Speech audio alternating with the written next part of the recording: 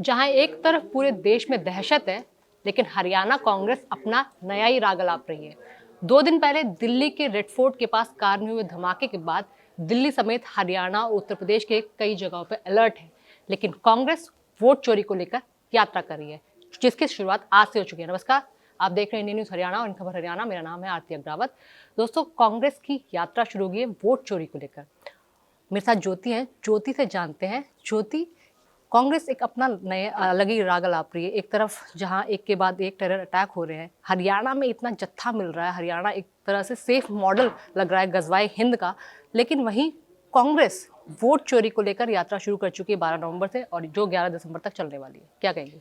बिल्कुल आरती, देखिए इस मुद्दे को तो कांग्रेस आप कह सकते हैं जब से ये लोग हार स्वीकार नहीं कर पा रहे। इनका कहना है जो ये चुनाव परिणाम आया कि जनता ने नहीं दिया, मैंडेट को चुरा लिया गया, सरकार को चुरा लिया गया, वोट चुरा लिया गया, 25 लाख फर्जी वोटर्स हैं। तो ये अभियान जिसको राज्यव्यापी आंदोलन बनाने का प्रयास कांग्रेस की ओर से किया जा रहा है, बिल्कुल ठीक आप कह रही है, ऐसे मौके पर हो रहा है। जबकि दिल्ली में जो कार ब्लास्ट हुआ उसको लेकर जांच एजेंसी जांच कर रही है, ज्वाइंट ऑपरेशन पुलिस के चल रहे हैं, सरकार की भी पैनी नजर है, गृह मंत्रालय की पैनी नजर के, लगातार मीटिंग्स का दौर भी जारी है। लेकिन कांग्रेस की ओर से क्योंकि पहले से प्रस्तावित ही कार्यक्रम था, कांग्रेस की ओर से लगातार इस मुद्दे को भुनाने और सरकार को घेरने का प्रयास हो रहा था।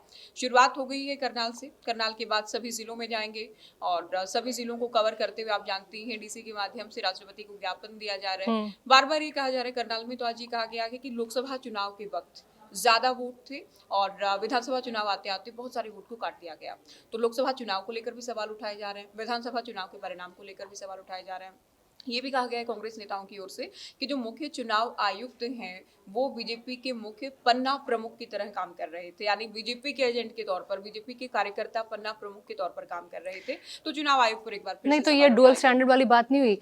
ये कह रहे कि लोकसभा चुनाव में ज्यादा वोट थे। अच्छा, तब 50-50 का रेशियो था, तो अगर मुझे 5 वोट मिले, 5 सीटें मिली है तो वो सही है, और अगर विधानसभा चुनाव आते आते उनके टिकट कटने लगे तो वो गलत है। ये तो फिर डुअल स्टैंडर्ड हुए, क्योंकि विधानसभा चुनाव के मुद्दे लोकसभा चुनाव से अलग होते हैं। जब लोकसभा चुनाव में 2024 में हरियाणा ने बहुत अच्छा परफॉर्मेंस दिया था, 50-50 के रेशियो थे, जो उम्मीद भी की जा रही थी कि कांग्रेस को 5 सीटें मिलेंगी, वो नहीं मिली। तब मुद्दे अलग थे। विधानसभा चुनाव आते आते तक जो लोकल मुद्दे होते हैं जाहिर तौर पर अलग होते हैं। तो ये तो कांग्रेस की एक तरह से डुअल स्टैंडर्ड हो गया कि जब ज्यादा वोट आए तब तो सब कुछ ठीक है। विरोधाभास है ये, बिल्कुल विरोधाभास है। जब ज्यादा वोट आए तब तो सब कुछ ठीक है, और जब कम वोट आए, आप हारते हैं, तो वोट चोरी वाले आरोप। देखिए ज्यादा वोट जिस वक्त आए, क्योंकि उससे पहले आप जानते हैं पिछले चुनाव में, पिछले लोकसभा चुनाव में कांग्रेस का खाता भी नहीं खुल पाया था और इस बार 10 में से 5 सीटें मिली, जिनमें से 9 पे कांग्रेस खुद फाइट कर रही थी। गठबंधन के तहत सुशील गुप्ता भी मैदान में थे, 9 सीटों पर कांग्रेस के खुद के उम्मीदवार थे। तो 5 सीटें आई, कांग्रेस फुल कॉन्फिडेंस में थी। भूपेंद्र हुड्डा बार बार ये कहते थे लोकसभा में हाफ, विधानसभा में साफ, हम साफ कर देंगे।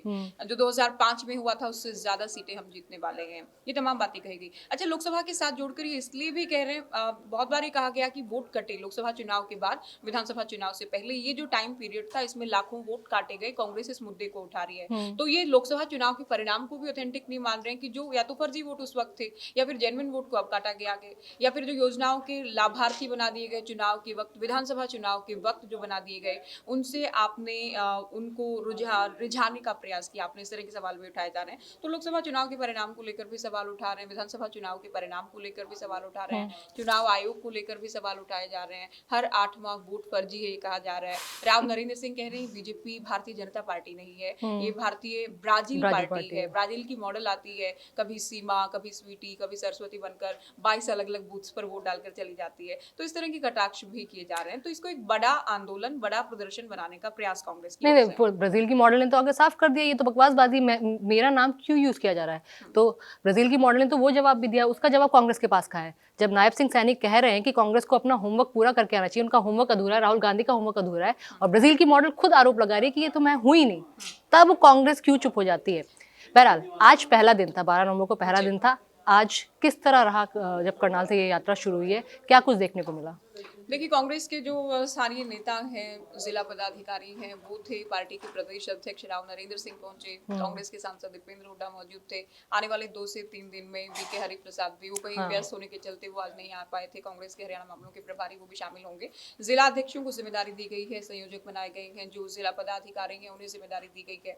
ये देखिए राव नरेंद्र सिंह के लिए भी बड़ी परीक्षा होने वाली बड़ी परीक्षा है कि वो राहुल जिस मुद्दे को उठा रहे हैं, ऐसा नहीं कि हरियाणा कांग्रेस इस मुद्दे को उठा रही, राहुल जिस मुद्दे को उठा रहे हैं उसमें हरियाणा हरियाणा कांग्रेस को कितनी मजबूती से सड़कों पर ला पाए, क्योंकि इसमें केवल ऐसा नहीं कि प्रदर्शन किया जाएगा, इसकी बाकायदा वीडियोग्राफी होगी। वीडियोग्राफी भेजी जाएगी राहुल गांधी को, केसी वेणुगोपाल को, मल्लिकार्जुन खड़गे को। तो ये Rao top senior Narendra leader Singh को। की बतौर पीसीसी प्रेसिडेंट ये बड़ी परीक्षा भी होने वाली है कि कितनी मजबूती से आप सबको साथ लेकर आए। एक ही परीक्षा है, दूसरा कितनी मजबूती से सरकार को घेर पाए। साथ ही परीक्षा ये भी है कि जनता तक कितनी मजबूती से आप ये संदेश भेज पाए कि वोट चोरी हुई है। 25 लाख कांग्रेस के मुताबिक 25 लाख वोट फर्जी है, हर 8वां वोट फर्जी है। ये तमाम तरह की बातें आप कितना मजबूती से इन बातों को स्थापित कर पाते हैं हरियाणा में, ये भी एक बड़ी परीक्षा राव नरेंद्र सिंह के लिए। हाँ, ये तो सुनने में आया कि 22 जिलों के 22 कोऑर्डिनेटर तय कर दिए गए, नियुक्त कर दिए गए हैं। लेकिन आज पहला दिन किस तरह का रिस्पॉन्स जनता की तरफ से देखने को मिला, इस बारे में जरूर बताइए। देखिए, जनता आप जानते हैं सीधे इस तरह के कार्यक्रमों में नहीं जुड़ती है। जब पार्टी, वो लोग जो इस बात में बिलीव करें कि हाँ मैंडेट चुरा लिया गया, सरकार चुरा ली गई, वोट चुरा लिए गए, वो केवल जाहिर है या तो कांग्रेस के कार्यकर्ता होंगे, कांग्रेस के लोग होंगे, या कांग्रेस की जो विचारधारा के उसमें यकीन रखने वाले लोग होंगे, कांग्रेस समर्थित लोग होंगे। अभी ऐसा भी नहीं कि चुनाव है, आप ये भी जानती हैं चुनाव होते हैं तो बहुत सारे न्यूट्रल लोग भी किसी न किसी कार्यक्रम का हिस्सा बन जाते हैं। करीब 1 साल हुआ है सरकार बने, कांग्रेस का अपना कार्यक्रम है। जाहिर है कांग्रेस खुद भी उम्मीद नहीं कर रही होगी कि जन आंदोलन बनेगा या लोग सड़कों पर आएंगे, लेकिन कांग्रेस के नेता कार्यकर्ता सड़कों पर आए हैं, सरकार को घेरा गया है। सीएम का भी आप जिक्र कर रही थी, सीएम खुद ही कह रहे हैं कि होमवर्क पूरा नहीं है, या राहुल गांधी को गुमराह किया जा रहा है। भूपेंद्र हुड्डा को लेकर कहा गया कि उन्होंने मिट्टी पलीत कर दी है, जो हरियाणा में जो कहा जाता है कि कांग्रेस का बेड़ा गर्क कर दिया है, ये भी सीएम साहब की ओर से कहा गया है। तो ये तो खुद कांग्रेस ही कहते हैं कि हुड्डा ने मिट्टी पलीत कर दी है।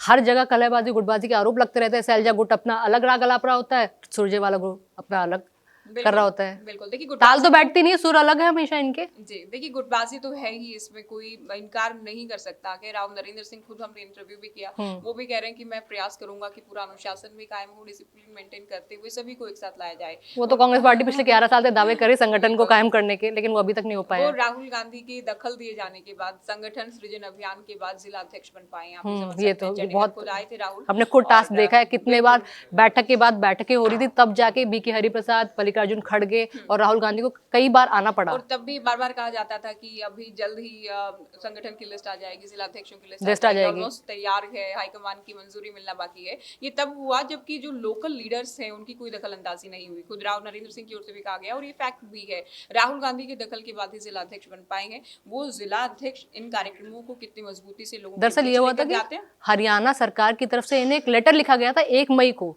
कि आपकी वजह से हमारे इतने काम अटके हुए हैं। अगर विपक्ष का नेता तय नहीं होता है और बाकी चीजें नहीं होती है तो हमारे काम अटके रहेंगे, क्योंकि विपक्ष का होना मजबूत करता है। तो हमारी बात कौन रखेगा? संवैधानिक पद है, बहुत सारी कमेटी ऐसी होती हैं, दर्शक जानते हैं, जिनमें नेता प्रतिपक्ष होता है, तो सरकार के फैसले भी, सरकार का कामकाज भी, जनता से जुड़े फैसले भी कुछ प्रभावित होते हैं। और आप जानते हैं एलओपी को कैबिनेट मंत्री का जो दर्जा दिया जाता रहा है, और जो कोठी भी, जो आवास भी पहले से भूपेंद्र हुड्डा के पास एलओपी होने के नाते थी, उसे लेकर भी पत्र लिखा गया। और जाहिर है ये सवाल तब बार बार उठते भी रहे कि आप क्या मजबूती से आवाज उठा पाएंगे। एलओपी बना दिए गए, साथ ही पार्टी प्रदेश अध्यक्ष भी राव नरेंद्र सिंह बना दिए गए हैं। एलओपी बनने के बाद, पीसीसी प्रेसिडेंट बनने के बाद, ये बहुत बड़ा एक कार्यक्रम कांग्रेस इसे बनाने का प्रयास कर रही है। क्या सभी जिलों के बड़े नेता इसमें शामिल होंगे और क्या इसे मजबूती से उठाया जाएगा? बीजेपी वालों की किस तरह के रिएक्शन आते हैं? क्योंकि इसमें देखिए एक दिलचस्प बात ये है, आज दीपेंद्र हुड्डा से जब बिहार के चुनाव परिणाम को लेकर, चुनाव को लेकर सवाल पूछा गया, तो बिहार के एग्जिट पोल को लेकर तो दीपेंद्र कह रहे हैं कि ये केवल कार्यकर्ताओं या जनता का मनोबल गिराने के लिए है। वो एग्जिट पोल को सही नहीं मान रहे हैं। लेकिन जब हरियाणा चुनाव का हवाला देते हैं तो हरियाणा के कुछ एक एग्जिट पोल्स में, कांग्रेस के मुताबिक ज्यादातर में कांग्रेस की सरकार बन रही थी, तो ये कहते हैं एग्जिट पोल के हिसाब से क्यों नहीं परिणाम आए। तो हरियाणा में जो एग्जिट पोल थे उनको सही मानेंगे कि हमारी सरकार नहीं बनी, एग्जिट पोल के मुताबिक बननी थी। बिहार में कह रहे हैं अगर सही से चुनाव हुए होंगे और कोई गड़बड़ी नहीं की गई होगी तो हमारी सरकार बनेगी, लेकिन एग्जिट पोल को सही नहीं मान रहे। क्यों? क्योंकि वो एनडीए की सरकार बनाते दिखा रहे हैं बिहार में। नहीं, ये वाली बात से मैं इत्तेफाक रखती हूँ, लेकिन एक चीज ये भी है कि बिहार में एग्जिट पोल अधिकतर बार उल्टे पड़े हैं, हरियाणा में ऐसा नहीं हुआ। दूसरी चीज ये कि ऑन पेपर अगर देखा जाए 2019 विधानसभा चुनाव के कंपैरिजन में 2024 में कांग्रेस का प्रदर्शन अच्छा रहा है। बिल्कुल, बिल्कुल अच्छा रहा है, बहुत कम वोट फीसद से कांग्रेस हारी है, करीब करीब 22,000 वोट के हिसाब से बात करें 22,000 हाँ। वोट का अंतर है। लेकिन आप केवल ये नहीं कह सकते जो कांग्रेस कहती है कि केवल इतना सा अंतर था, अगर गड़बड़ी नहीं होती तो हम जीत जाते। हिमाचल में बिल्कुल कम अंतर से, इससे भी कम अंतर से बीजेपी हारी है वहां हारी पर, है। फिर बीजेपी को भी राग लापना चाहिए। हरियाणा में 8 सीटें वो हैं कांग्रेस की जिनमें मार्जिन बहुत कम रहा है, 7 से 8 सीटें बीजेपी की भी वो हैं जिनमें बहुत कम मार्जिन से बीजेपी वाले उम्मीदवार हारेंगे। ये जो तमाम बातें कांग्रेस की ओर से कही जा नहीं, रही हैं। चुनाव के दौरान बिल्कुल वेव हुड्डा की बनी थी, कांग्रेस की बनी थी। ऐसा लग रहा था कि तीसरी बार तो बिल्कुल बीजेपी की सरकार नहीं बनेगी। बिल्कुल बहुत कम मार्जिन से हारे, लेकिन हारे जरूर है, वो एक्सेप्ट करना पड़ेगा। लेकिन देखिए इसके इसमें पीछे ये आती बहुत सारी बातें हैं, बहुत सारी बातें। एक तो बीजेपी चुनाव को बेहद गंभीरता से लेती है, बीजेपी को हाँ, जानने सीरियसली वाले लेती है। तमाम लोग बहुत मानते पहले हैं। से तैयारी शुरू कर जो देती है। माइक्रो मैनेजमेंट बीजेपी करती है उसका कोई मुकाबला ही नहीं है। 5 सीटें आई थी बीजेपी की, बीजेपी ने उसे खतरे की घंटी समझा कि हम 10 से 5 आ गए हैं। लोकसभा चुनाव के बाद विधानसभा चुनाव से पहले जो तैयारियां मजबूती से की गई बीजेपी की ओर से, वो सबके सामने है। कांग्रेस कॉन्फिडेंस में थी, आप कह सकते हैं ओवर कॉन्फिडेंस में थी। भूपेंद्र हुड्डा बड़े नेता हैं, उनको फ्री हैंड दिया गया था। बहुत सारे लोग नाराज भी हुए, उनको किस तरह से मनाया जाना चाहिए था, मनाया गया नहीं मनाया गया। गुटबाजी, सैलजा को लेकर भी एक वीडियो सामने आया था, टिकट बंटवारे को लेकर आपसी खींचतान थी। तो बहुत सारी चीजें इनकी इंटरनल भी थी जिनकी ओर से जिनका नुकसान भी पहुंचा। कुछ नेताओं के बयान भी ऐसे सामने आए जिनमें लोगों को लगा, क्योंकि नौकरी वाला मुद्दा एक बीजेपी ने बड़ा उठाया कि हम आए तो हम पहले अपने घर या अपने रिश्तेदारों के घर भरेंगे, हम नौकरियां ऐसे ऐसे वोट के हिसाब से यही देंगे। खर्ची तो पर्ची एक को लेकर बहुत वो हारे नेगेटिव, हैं। और कांग्रेस के किसी बड़े नेता की ओर से बहुत मजबूती से इस बात को डिनाई नहीं किया गया कि हम ऐसा नहीं करेंगे।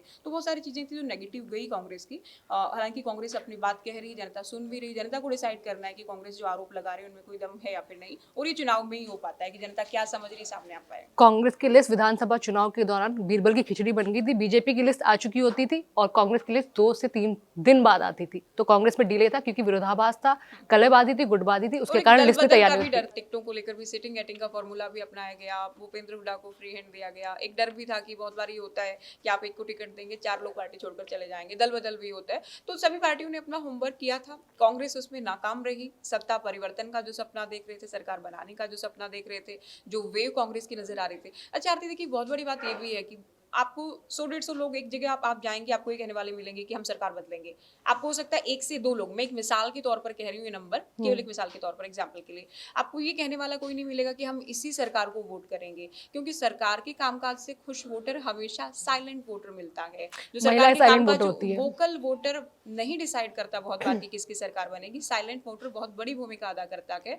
तो बीजेपी इस बात को लेकर कॉन्फिडेंट है कि जो हमने काम किया, हमारा वोटर साइलेंट वोटर था, कामकाज से खुश था, वो डिसाइड कर चुका था कि हम रिपीट करने जा रहे हैं बीजेपी को। तो बहुत कांग्रेस सी तो बातें हैं, कॉन्फिडेंस में कांग्रेस थी। नहीं स्वीकार कर पा रही है, ठीक है। कांग्रेस के आरोपों में कितना दम है, कितना सच है, नहीं है, बीजेपी जाहिर है उन्हें डिनाई करेगी, ये उम्मीद कर रहे हैं। और ये बार बार सवाल भी कर रहे हैं कि चुनाव आयोग जवाब क्यों नहीं देता।